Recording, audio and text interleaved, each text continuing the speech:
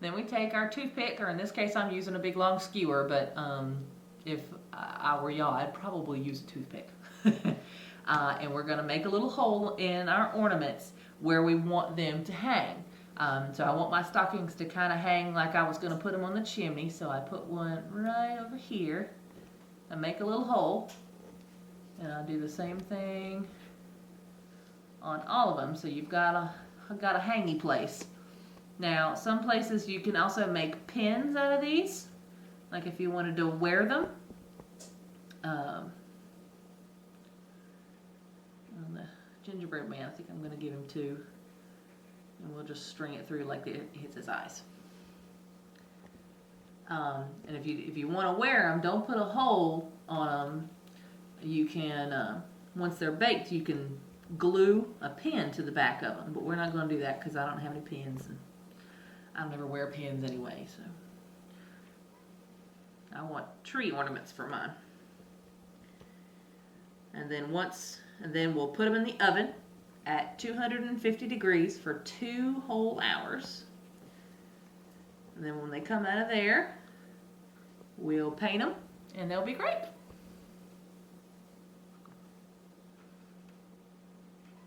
Hi everybody, just coming up to finish the cookie ornaments that we made. They weren't really cookie, if you remember. They were just flour and water and salt, so not tasty at all. But they look like cookies, which is kind of cool. When they finished cooking, remember it took a long time to cook them. When they finished cooking, you gotta pull them out and let them cool completely. This is what they look like. They just come out hairy. In my house they come out hairy, because everything's hairy here. They come out just looking like sugar cookies, thin ones. And remember, we punched those little holes in the top, so they've got little holes, so we can string ribbon through there. And here's one of the little gingerbread men that came out. And when they get cool completely, you gotta let them cool because they come out hot. Then you can start painting them. Now, when you're painting, you always gotta have something down on the table. Either we use paper towels or newspaper or something, so you don't get paint and water and goo on the good stuff in the house. Now you can paint them however you want. What we did was we used to did a couple of different ones. This one we just painted all over with yellow paint, and then put I just put some white stripes on there to make it look kind of starry. But this one I painted it all over in green. I put a little star on the top, and then I was going to paint a couple other things. Now to do painting, you can use any of your craft paints or something that's water soluble, not like, big old can of house paint, but watercolors probably wouldn't work very well. But we've got just acrylic paint that you can get at the craft store, or like poster paints that you can get at the craft store, or like at Walmart or wherever. And so we just wanted to do some kind of little decoration. And so on my tree, I think I'm going to do red balls. So I'm just going to take a little paint. I'm just going to paint just little circles on the tree. And you just paint them however. I like my Christmas trees kind of plain, but some folks like them a little crazier. I like to have all kinds of pretties on them. So just some nice red balls. And then you can just rinse it off in just regular water. And then you just dry your paintbrush off. Now, there's that. We also did some other ones before. We did some stockings, if you remember, and a Christmas tree with lots of twinkles. We also did some others that we had done before. We did a stocking, and we did a Christmas tree with lots of twinkly lights on it, and a couple other stockings over here. And I'll put a star out there. Something else I wanted to do was I wanted to do a couple of them so they actually looked like sugar cookies.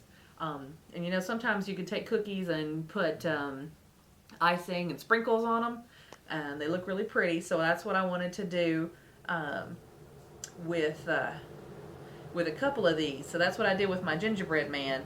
I started with taking some white paint, so it would still show up white, and painted it just inside the edges. If you can see, I still got some cookie bits sticking out on the sides here, like you would if you were icing one. And then I took white glue and I smeared a little on there.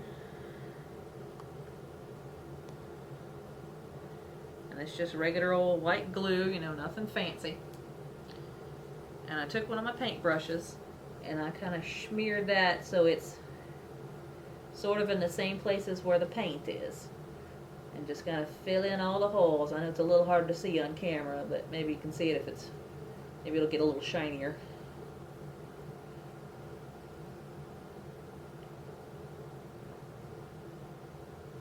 Smear, smear, smear, smear.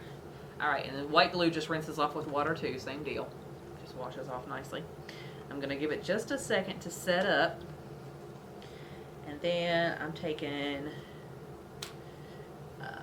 glitter. I have some glitter.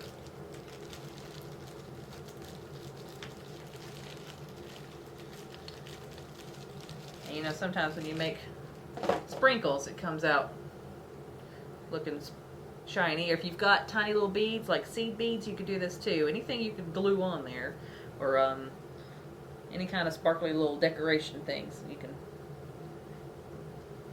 sprinkle it on there. Here, let me do this on here so I can gather it. Alright, and then we sprinkle our glitter on.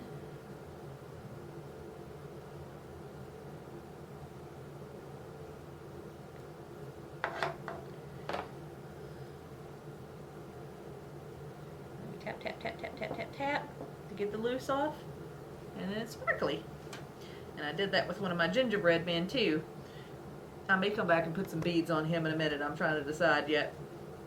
But that's a couple ways you could do. Oops.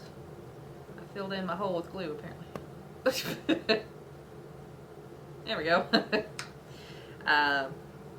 Those are just a couple ways you can decorate it. But like I said, you know, you can decorate it however you want. Just have some fun and get creative. And when you're done, you can either put some skinny ribbon or fishing line or twine through the holes and hang them up that way, make little loops. Or you may be even able to use, you know, the little wire hooks that you hang ornaments with. And there's those.